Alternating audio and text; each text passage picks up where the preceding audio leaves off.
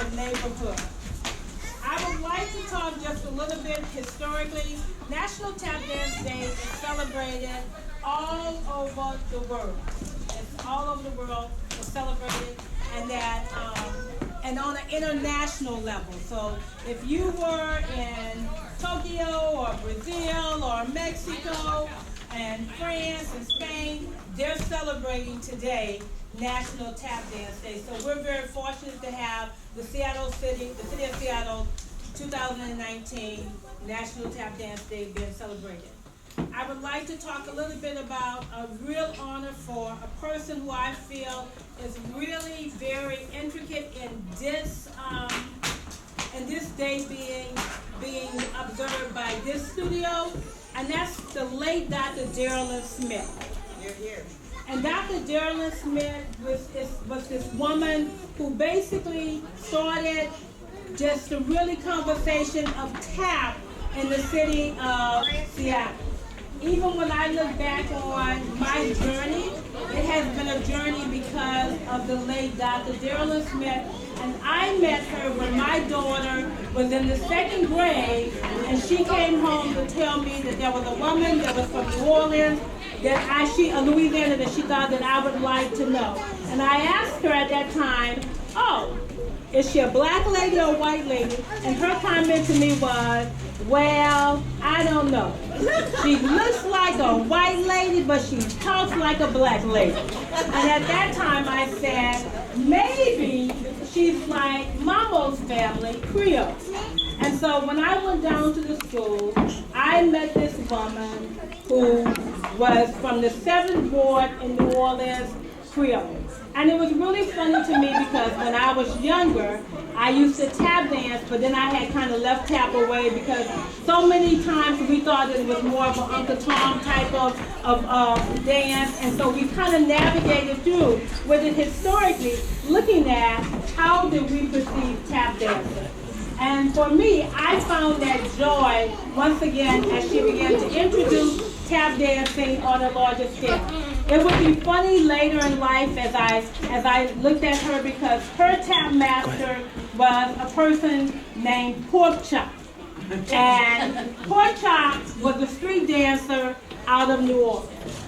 Why I say it was strange because when I was in the 2nd grade was when I first got my first pair of tap shoes. And my tap teacher was Miss Pordrace, and her tap master was a man named Pork Chop. And so we used to, and I remember it so prominently because as little girls being going to segregated school during Jim Crow time at Roosevelt School, we used to have this little cheer talking about pork chop, greasy, greasy. We can be your team, easy, easy. And I remember that we used to talk about that when we sing that cheer, that Miss Pordrace's tap master was a person named Pork Chop, and then I would listen to Darylyn talk about her tap master. So it's really kind of funny to me how those things can historically intertwine. So having said that, after Dr. Darylyn Smith passed away in 2002, 2001, huh? I said that wrong. 2002, because in 2001 we were with her in New York right before 9/11. So I always have to think about when that all happened. When she passed away, I would step up and say I would take over running the program with several young people that would be very intricate in that part. And today I would like to say that Shayna Proctor, Shayna, stand up. There's the other person that's in here that was the original Alexander Jackson. Okay. These two, along with a young lady named Sherelle Simmons and Brian Davis, were the first instructors that would take over to help to keep the program running after Dr. Smith died. Later on, and I'm not quite sure where Pamela is. She's supposed to do music for me eventually. That Pamela Yasataki, Latasha Green would come in and began to teach classes also. And that's how we would run Tap Central from 2002 to 2006 until it was, that Dr. Joe said that he wasn't going to run it anymore. And then evolved out of that was Northwest Tap Connection.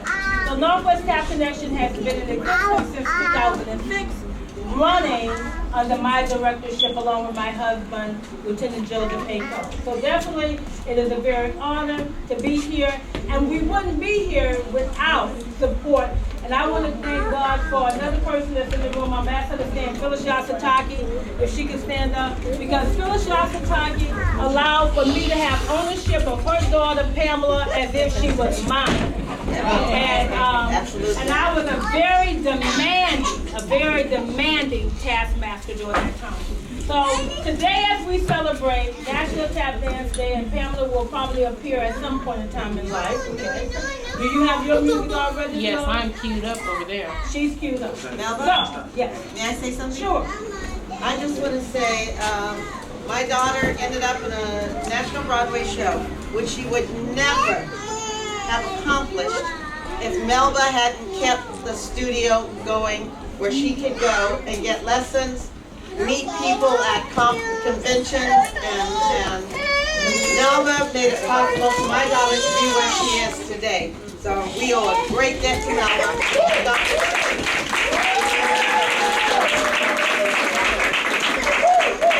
All I can say to you guys is if I had this opportunity to be anybody in the world, if they tell me I could be anybody in the world, I would be Miss Melba. Because the family and community that is here at Northwest Tap Connection is tremendous. And I said I was not going to cry today because the support of people that are actually in the studio, in the community, through organizations, Seattle Works, Department of Neighborhood, the Rainier Beach, Action Coalition, Seed, for Culture, Arts and Culture, that has just really listened to a vision and said, how do we help? How do we help? So definitely, if you have not had an opportunity to walk into the new building as it's rolling out, I strongly suggest that you do that. Yes. I wasn't going to say anything, but I'll second what Phyllis said, that not only my son wouldn't be where he was today and have an opportunity, but I was trying to say that we as parents, we got to travel to places that we wouldn't normally have that opportunity to see plays at the Paramount for free that we wouldn't have in the past. So it was just like the young people that benefited, but families, our children, even our children who were not in the program, and keeping the studio open and alive. So I thank you.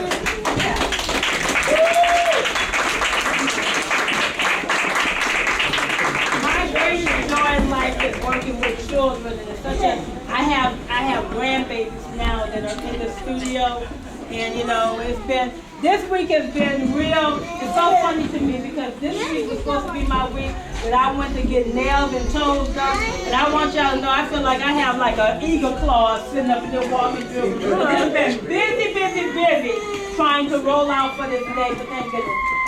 Did you hurt your hand? Oh my goodness. Well, I said you're going to have to handle that with the film. Did you do the right thing? Do the right thing? All right. Having said that, we're going to hope that Sade finds herself because she was supposed to dance and we got come to see her dance. So hip-hop is definitely going to open up our show. Y'all know we're about kids, and they didn't get a chance to dance in the hip-hop program, but I told them that I wanted them to open up the show for Northwest Tap. Are they all fine? No, just Sade. I know. The little people didn't get up math today, so it's good.